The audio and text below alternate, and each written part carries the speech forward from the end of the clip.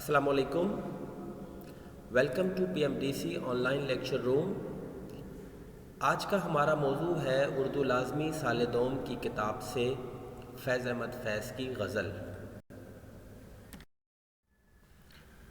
آج کے لیکچر کے اہم نکات ہیں: شاعر کا تعارف، ترقی پسند تحریک، راولپنڈی سازش کیس.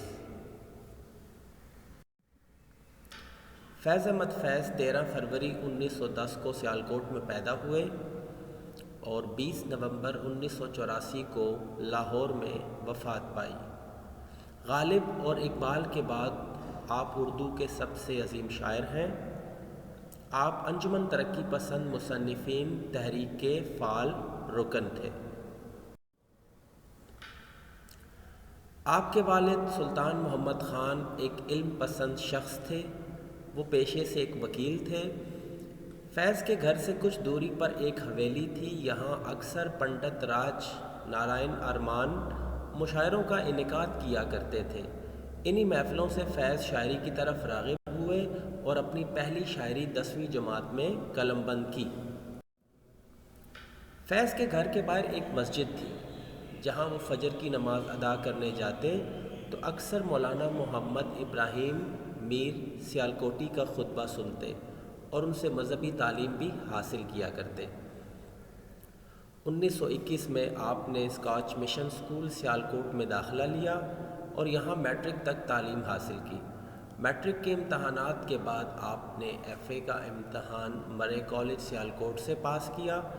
آپ کے اساتذہ میں میر مولوی شمس الحق، جو علامہ اقبال کے بھی استاد تھے، شامل تھے.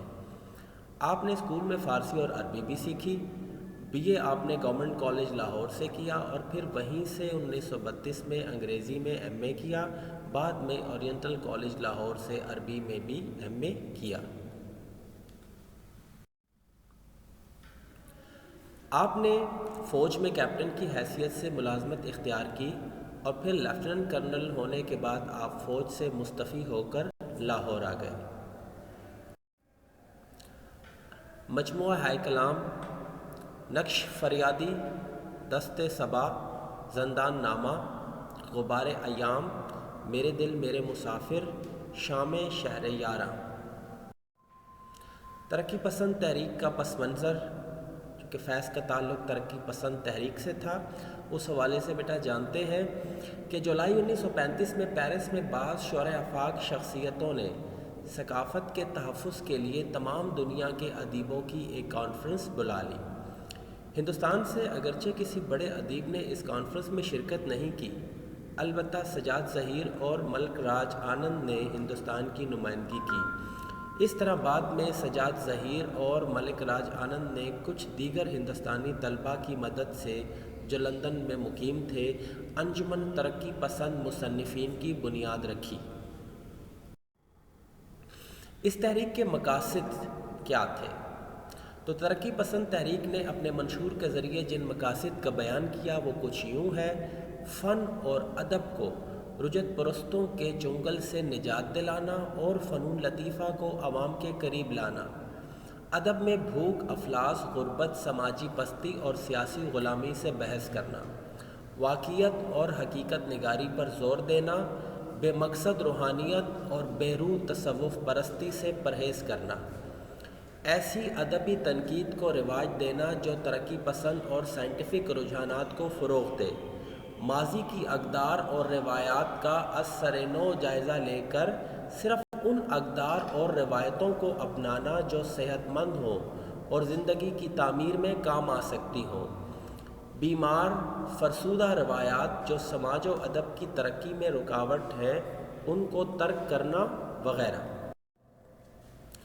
راولپنڈی سازش کیس، کیونکہ یہ بھی فیض کی زندگی میں ایک اہم موڑ تھا، اس حوالے سے بھی جاننا بہت ضروری ہے کہ راولپنڈی سازش کیس کیا تھا. تو پاکستان کے سب سے پہلے وزیر اعظم لیاقت علی خان کی حکومت کے خلاف 1951 میں ایک بغاوت بخلاف ریاست کوشش کی گئی. منتخب حکومتوں کے خلاف یہ پاکستان کی تاریخ میں سب سے پہلی بغاوت کی کوشش تھی. یہ ریاست سے بغاوت کا ایک اہم منصوبہ تھا جس کے بنیادی کردار میجر جنرل اکبر خان تھے۔ میجر جنرل اکبر خان کے ساتھ دیگر سینئر فوجی افسران اور بائیں بازو کے سیاستدان بھی اس منصوبے میں شامل تھے۔ 11 فوجی افسران اور 4 شہری اس سازش میں ملوث تھے۔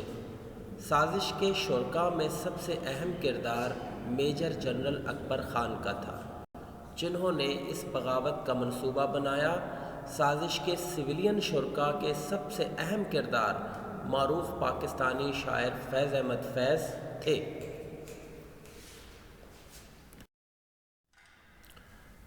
گھر کا کام۔